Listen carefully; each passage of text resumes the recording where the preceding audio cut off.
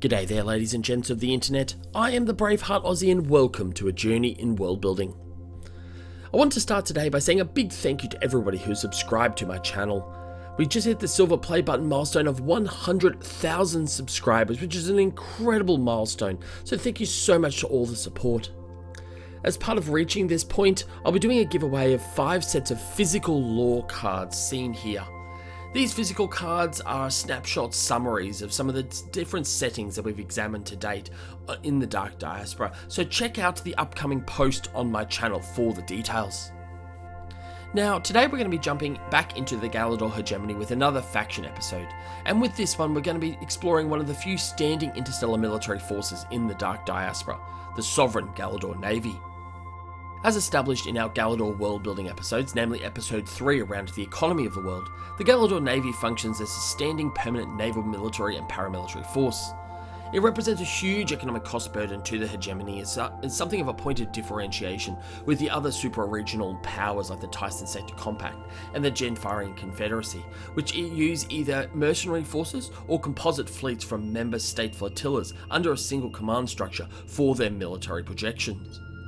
Instead, the hegemony maintains a primary fleet of 47 purpose-built and bespoke naval vessels, constructed and maintained in orbit of Galadur itself and in stations across the hegemony.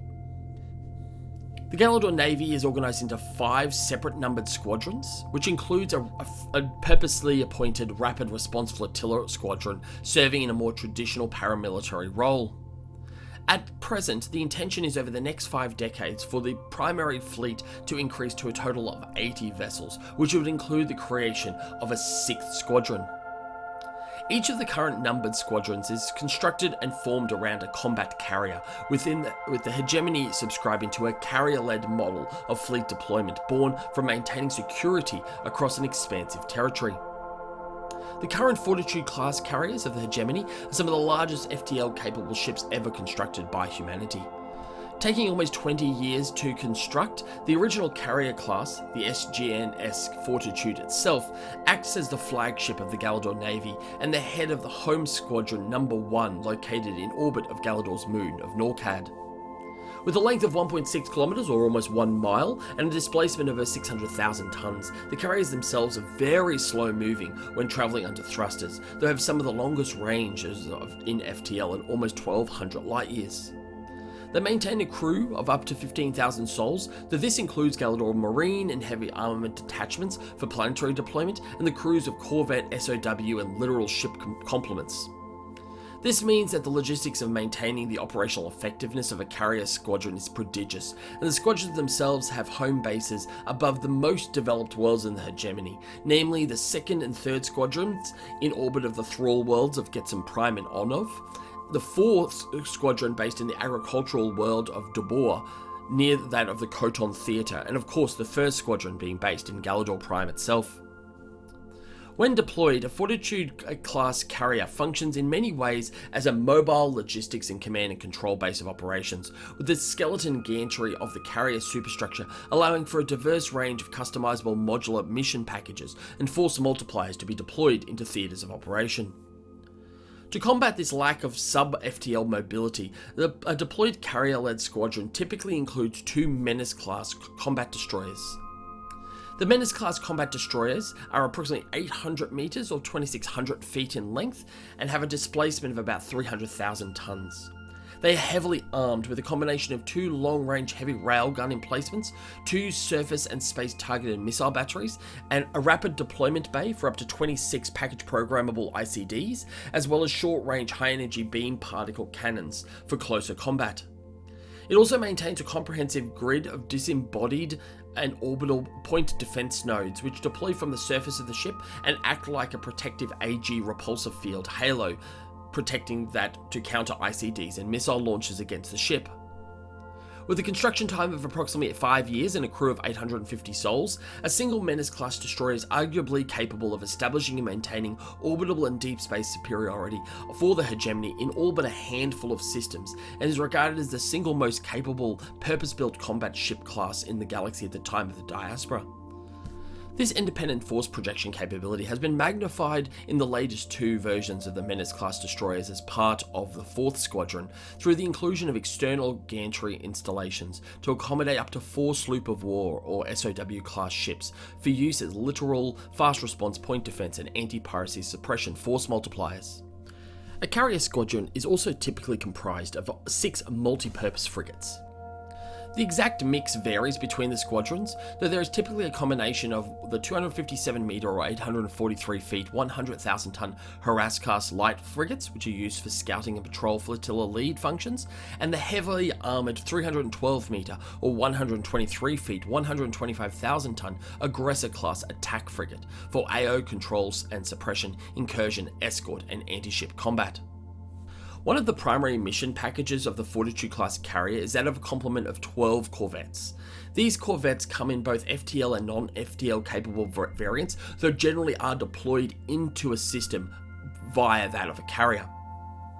The different classes, including the non-FTL capable Stalwart class Picket Corvette, the FTL capable Relentless class Rapid Attack Corvette, and the non-FTL Bombardier class Gunboat Corvette, each have a range in size of between 157 and 186 metres, or 515 to 610 feet, and have an average displacement of about 65,000 tonnes.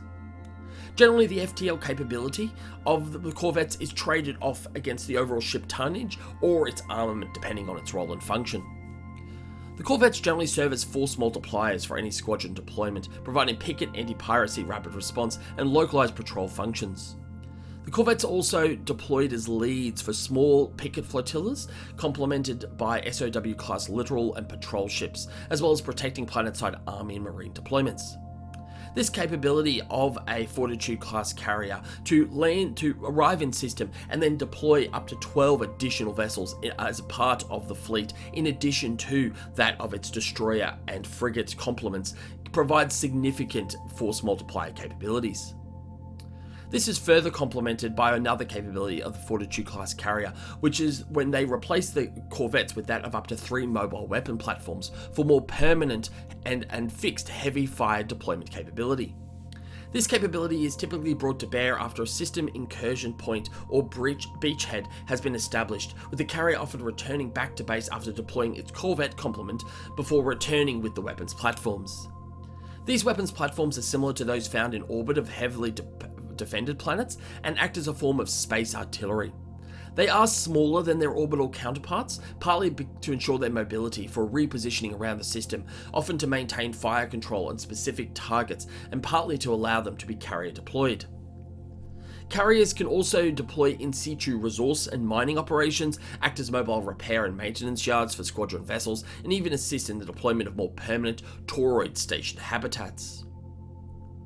In addition to the 4 current squadrons, the Sovereign Galadur Navy maintains a Rapid Deployment Squadron, or RDS, also referred to as Squadron X, which is located in a secret and undisclosed location centrally within Hegemony space. The purpose of this primarily frigate and FTL capable Corvette based squadron is to provide the Hegemony with the capability to deploy in under 12 hours a combat force to any part of the Hegemony and its wider sphere of influence. This focus on rapid response allows the Hegemony to bring to bear at least a dozen dedicated military assets with a focus on assault, skirmish, and harassment capabilities prior to an enemy of the Hegemony having time to fully establish their control over a contested area of operation or to erect defences. While not designed to be decisive in determining the outcome of an intervention, and instead focused on buying time to allow the full deployment of the closest squadron, the speed of deployment combined with the dedicated combat capabilities of the naval assets in Squadron X will often mean that they are decisive in putting down a threat before the main squadron arrives.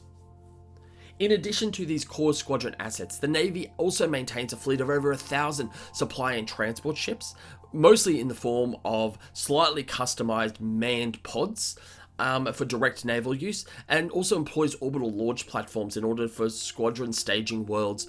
to receive regular and consistent supplies from automated pods. One of the primary functions served by SOW assets is to act as resource and supply cache protection and patrol, particularly against anti-piracy activities. These supply chains are also supplemented by free flag and merchant contracts, which are regarded as some of the most lucrative available to free flaggers across the diaspora. And that, ladies and gentlemen, is where we're going to leave it today. We'll soon be jumping into our next deep dive, which I'm actually going to be focusing on one of the other hegemony worlds examined in our last faction episode, so make sure you go and check out the poll that's going to be on my channel shortly and vote for what setting you'd like us to explore. So thank you so much, hope you all have a wonderful day, and may the journey continue.